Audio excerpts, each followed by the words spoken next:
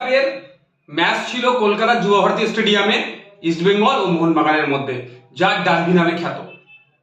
গতকালকে ম্যাচ বাতিল হয়েছে। সূত্র মারফত জানতে পেরেছিলাম গ্যালারিতে দুই দলের সমর্থকেরা জাস্টিস ফর আরজি কর টেপোতে ভরিয়ে তুলবে, এটাই হয়তো ভয় পেয়ে বাতিল করা হয়েছে। কিন্তু দুই দলের সমর্থকরা ঘরে বসে থাকেননি, তারা যুব ভারতী স্টেডিয়াম চত্বরে জড়ো হতে চেয়েছিলেন জাস্টিস ফর আরজি কর তিলোত্তমার বিচার চাইতে, তার পরিবার যাতে ইনসাফ পায় সেই জন্য। তার সাথে পা মিলিয়েছিলেন ইস্টবেঙ্গল, মোহনবাগানের সাথে মহামারান স্পোর্টিং ক্লাব। তার এই তিন দলের কর্মী সমর্থকরা যখন জড়ো হয়, পুলিশ মেন গেট থেকে 200 মিটারের মধ্যে কাউকে প্রবেশ করার অনুমতি দেয়নি, 200 মিটারের বাইরে দাঁড়িয়ে বাইরে থাকার কথা বলেছে।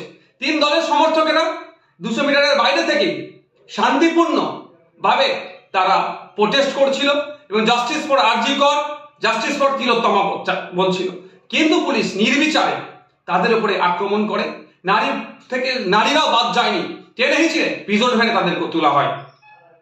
আমাদের প্রশ্ন, যেখানে মুখ্যমন্ত্রী নিজে জাস্টিস ফর তিলোত্তমা বলছেন, খুনিদেরকে দোষীদের শাস্তি চাইছেন, ফাঁসি চাইছেন, এবার ডেডলাইন করে দিচ্ছেন, সেখানে ভিন্ন দলের সমর্থকেরা তারা যারা ভিন্ন মানুষেরা যারা তিলোত্তমার হয়ে আওয়াজ করছে, তাদেরকে পুলিশ দিয়ে এরকম ভাবে দমন পীড়ন করা হচ্ছে কেন?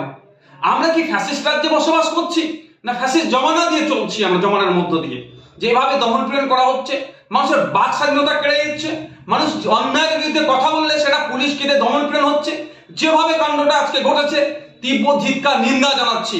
আমরা অপদার্থ, ব্যর্থ পুলিশ মন্ত্রীর ব্যর্থতার দায় স্বীকার করে পদত্যাগের দাবি করছি। সাথে সাথে স্বাস্থ্যমন্ত্রীও এই দায়, এই যে ঘটনা আরজি করে ঘটেছে, এটা নতুন ঘটনা নয়, বিগত দিনে এই ধরনের অনেক ঘটনা স্বাস্থ্য কেন্দ্রগুলোতে রিলেটেড ঘটছে, সম্পূর্ণরূপে ব্যর্থ হয়েছে।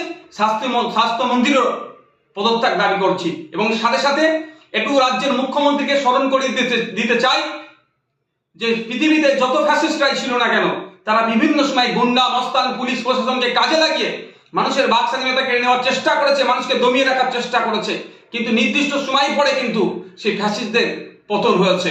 আমরা চাই না পশ্চিমবাংলার মানুষ এই ধরনের কোনো কিছু করুক। আর আমরা আশা করবো রাজ্য সরকারের কাছে, রাজ্য সরকারের প্রধান যিনি আছেন তার কাছে আশা করবো মানুষের বাক স্বাধীনতাতে কোনো রকম ভাবে না হস্তক্ষেপ হয়, সেটা আপনি ভালো করে দেখবেন।